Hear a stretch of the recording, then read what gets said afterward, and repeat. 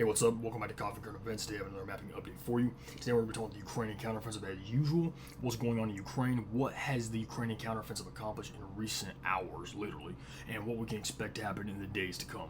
So, first of all, I would like to say that the Ukrainians have begun the most intense part of their counteroffensive. They've begun the part where it's actually a make or break, it's do or die. This is the part where they're sending in a bunch of Western equipment, thousands of Western trained troops, and they're pouring them in this axis attack primarily in the Zaporozhye area.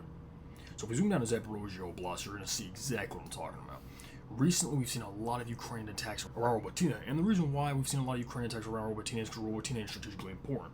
If I turn on the fortifications map, you're going to see the Russian first and second and third lines of defense. These are the Russian trenches Ukrainians have to break through. Now, what is Ukraine's goal? The current goal of the Ukrainian assault from Robotyne, I believe, is to reach Tokmak. We do the math on that. I'm sorry, not the math. We do the calculations via land. That is approximately 22 kilometers away. So this town is strategic because if the Ukrainians can capture Robotyne, they can obviously move there to Novoprokopivka, and then on the first line of defense right there. Now, how did this go? Well, this is Deep State Map. Deep State Map is a pro-Ukraine map, and so they're updating it pretty much in accordance to what the Ukrainian Ministry of Defense and the Ukrainian soldiers are posting. But this map tends to be pretty accurate, so we'll just take its word for it as of now. So if we go back to the 26th of July, this was a situation, okay? And the Ukrainian forces launched this attack on the 26th of July, like the nighttime and the early morning hours of July 27th. These mass attacks began coming. Some Russian military bloggers were talking about 80 vehicles were attacking. And Russian military bloggers also said dozens of Ukrainian vehicles were destroyed. But anyway, needless to say, this attack did push pretty deep. If you look at the starting point of the gray zone has been pushed out here, a 3-kilometer push, which means Ukrainians have extended the gray zone by 3 kilometers. In fact, if you actually look at where this area is at, you can see right here, this is the first line of Russian defense. I don't know if this particular trench network is an observation post, maybe an observation post, or it could actually be the beginning of the first line of defense. Either way, the Ukrainians have pushed far. And there was also a report about a lone Ukrainian armored vehicle that actually got around these trenches, it seemed, around these defenses around here, and got very close to Verbove. Now, Deep State, of course, extended the gray zone, meaning the contested zone, all the way to this area. I don't think this is a gray zone. I think this is firmly under Russian control. The thing is, one lone Ukrainian vehicle bypassing it doesn't really say too much. Considering the fact that the Ukrainian assaults were consisting of dozens of vehicles, the Russians will probably focus on those vehicles during the assault, especially in their strategic town of Robotyne, and one vehicle can slip past defenses when you got dozens of vehicles attacking another direction. The main focus on that direction. So I don't think the gray zone is here. Could be. I don't think it is. But needless to say, the Ukrainians have extended their bridge near Robotyne, and they're continuing fierce attacks there. Consequences for this. If the Ukrainians manage to flank Robotyne, what I mean by that is if they manage to break past here or here, either one, it doesn't really matter. Either one of these places, let's say right here, okay, and they're able to flank Robotyne to Novoprokopivka or threaten the road between these two towns, they're going to cause the Russians to evacuate from Robotyne. If the Russians evacuate from Robotyne and the Ukrainians take it, they'll be next to Novoprokopivka, which means they'll be one town away from the Russian first line of defense.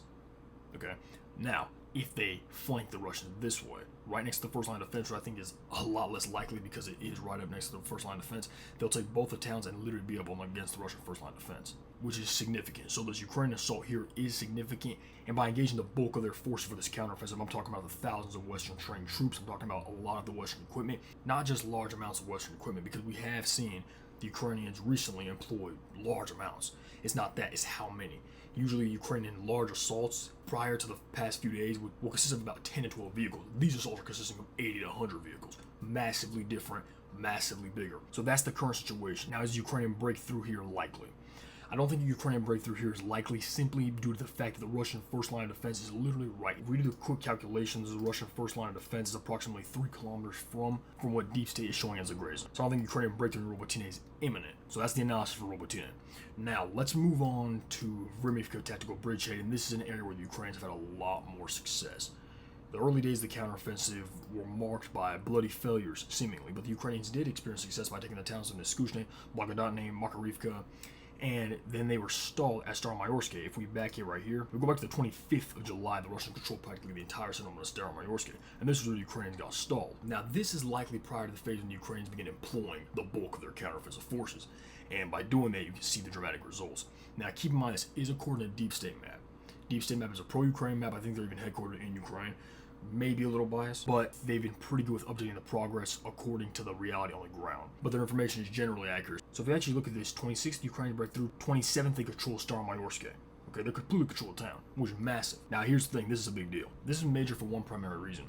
The capture of Staromaiorsk puts the Russian forces in Robotyne in a seriously unfavorable predicament. They're going to face attacks from the north, the west, and the east.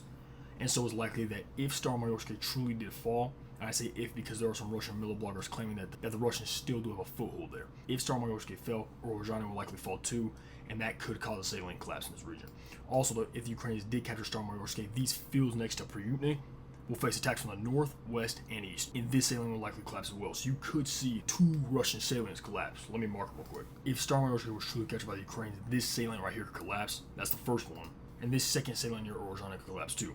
Now here's a thing some people don't pay attention to is the fact that while capturing a large swaths of territory do look good on a map, the salient next to Pryutny is literally just about 7 fields.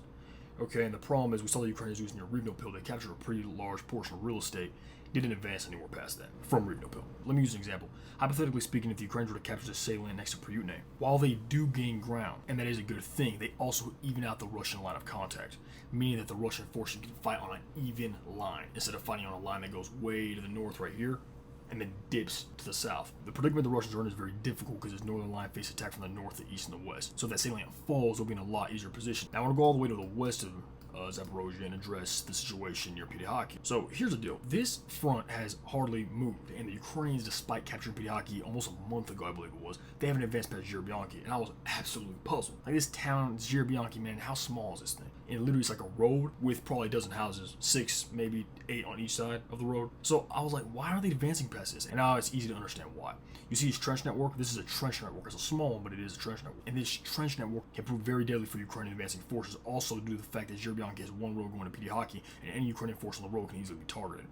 And if you look past Zhirbianki, there are Russian lines of defense. So I don't think the Ukrainian breakthrough near Pidyhaki is even reasonably close. The Ukrainian breakthrough near Robotyne or Staromaiorsk is way more likely. So essentially that's what's going on in the south. Anyway, that's all I have for you today. Be sure to like this video and subscribe to Coffee and Current Events, that way you're not missing out on any updates that I have coming at you. I post daily updates here on Coffee and Current Events, so you don't want to miss out on those. Be sure to subscribe, share this video with a friend. God bless you, and I'll catch you later.